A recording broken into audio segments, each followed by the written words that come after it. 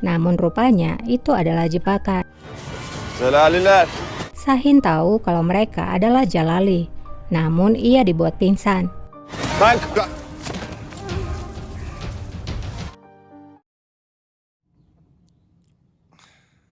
Singkatnya, Sahin dibawa ke markas. Semua orang Jalali menunggunya untuk sadar. Saat sadar, Kara Said pun berkata, "Aku sudah mengatakan padamu kalau kita akan bertemu lagi." Sahin pun menjawab, "Kamu kehilangan pikiranmu. Akulah yang ingin datang padamu, bukan kamu yang menangkapku." Düşmanın iyisi kendi ayakları. Kalender Oglu lalu berkata, "Kalau begitu, kamu adalah musuh terbaik kami karena datang dengan sendiri." Semua orang pun tertawa. iyi gelendir. Sahin pun berkata bahwa dia ingin bertemu dengan pimpinannya, yaitu Kalender Oglu. Kara Said pun berkata, "Baiklah pangeranku," lalu mendorongnya ke hadapan Kalender Oglu. Sahin tidak tahu bahwa Kalender Oglu adalah Pak Tua itu. Kalender Oglu pun berkata, "Jadi seperti inikah seorang bangsawan? Tampaknya tak ada seorang pria di dalam dirimu, hanya pakaianmu saja." Sahin pun terdiam memandang Kalender Oglu. Kalender Oglu pun berkata, Apa yang kamu harapkan? Kami tidak punya pelayan ataupun pemimpin. Kami tidak mencium tangan maupun pakaian. Tetapi jika kamu ingin berperilaku seperti itu, kamu bisa mencium sambil menunjuk pakaiannya." Öpebilirsin. Orang-orang Jalali pun tertawa. Kita beralih ke tempat lain. Di pasar, terlihat Farie dan pelayannya menuju ke tempat yang sudah ditentukan untuk bertemu dengan Mehmet Giray. Farie pun mengetuk pintu, dan Mehmet segera membuka pintu dan menarik Farie. Mereka pun melepaskan rindu yang mendalam dengan berpelukan. Mehmet kemudian berkata, "Aku pikir aku tidak akan pernah melihatmu lagi."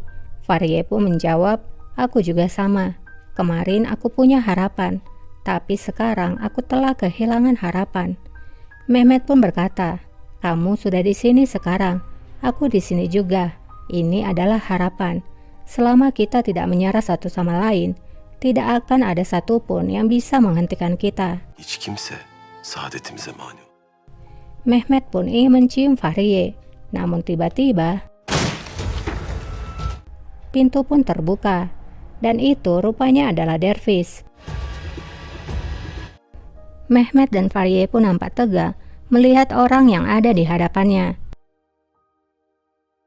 Di istana, Halime sambil menyalakan lilin, ia pun berkata, "Inilah yang akan terjadi bagi mereka yang menghalangi jalanmu." Lilin itu adalah lilin yang bertuliskan nama dari Mehmet Girayhan. Binlerce asker toplanmış. Kembali ke Sahin. Sahin berkata, "Meskipun ada banyak Jalali di Anatolia dan memiliki kemenangan juga, tapi akan mustahil jika memenangkan peperangan, sama seperti kalian." Tıpkı sizin gibi. Kalender Oglu pun bertanya, "Lalu apa saranmu?" Sahin pun menjawab, "Bekerja sama. Ayo bekerja sama dan berbaris ke ibu kota." Kara Said pun mengejek dan menjawab, "Aku sudah siap, ayo kita pergi." Semua orang Jalali lalu tertawa. Hemen gidelim.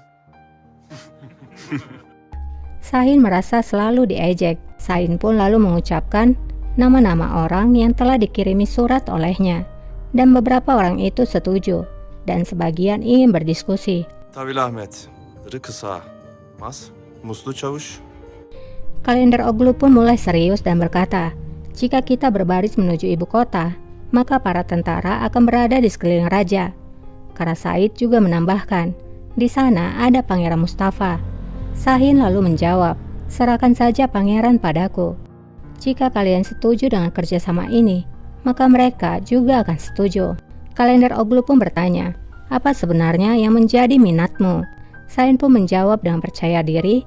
Ia pun berkata, "Aku ingin naik tahta." Tahta ben çıkacağım.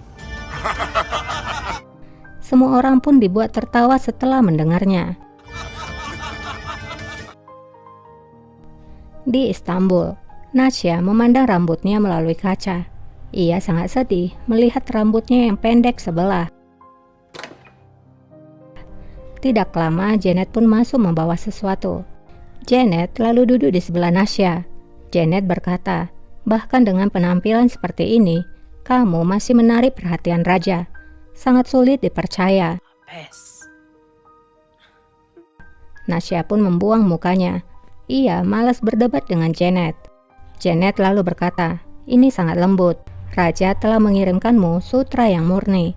Janet pun menyuruh Nasya untuk mengambil hadiah itu dari tangannya. Nasya pun mengambilnya, namun segera meletakkannya ke sebelahnya. Janet pun berkata, apa yang kamu tunggu? Bukalah hadiah itu. Namun Nasya tak peduli. Janet pun bangkit berdiri, lalu berkata, lakukan saja apapun yang kamu mau. Ia pun pergi dari sana dengan kesal. Nasya kembali melihat rambutnya dari kaca, namun ia mencium sesuatu. Ia pun merasa penasaran dan membuka bungkusan itu.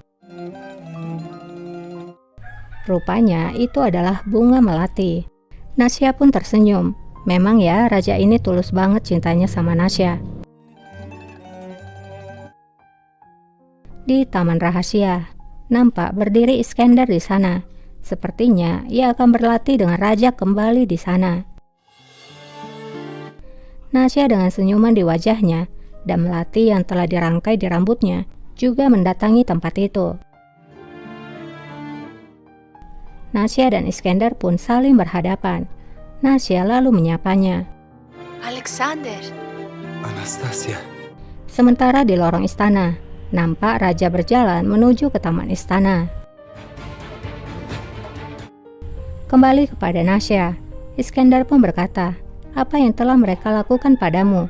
Nasya pun bercerita, mereka telah mengunciku di sini. Mereka memukuliku. Aku telah kembali dari kematianku beberapa kali.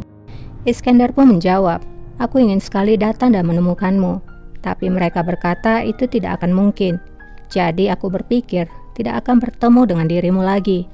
Nasya pun menjawab, tapi kamu telah melakukannya. Aku di sini dan aku masih hidup. Tinggal sedikit lagi. Aku akan melarikan diri. Kaçıp gideceğim. Nasya pun melihat pitanya yang dipakai oleh Iskandar di lengannya. Ia pun ingat akan janji mereka. Sen yardım edeceksin bana. Nasya pun berkata, kamu akan membuka pintu itu. Bir sen edeceksin. Iskandar pun bingung dengan ucapan Nasya. Namun tiba-tiba, raja muncul di sana. Iskandar langsung menundukkan kepalanya. Nasya juga merasa terkejut melihat kemunculan raja. Apakah raja telah mendengar perbincangan mereka? Apakah kali ini Iskandar akan selamat lagi? Sayangnya episode 4 pun berakhir.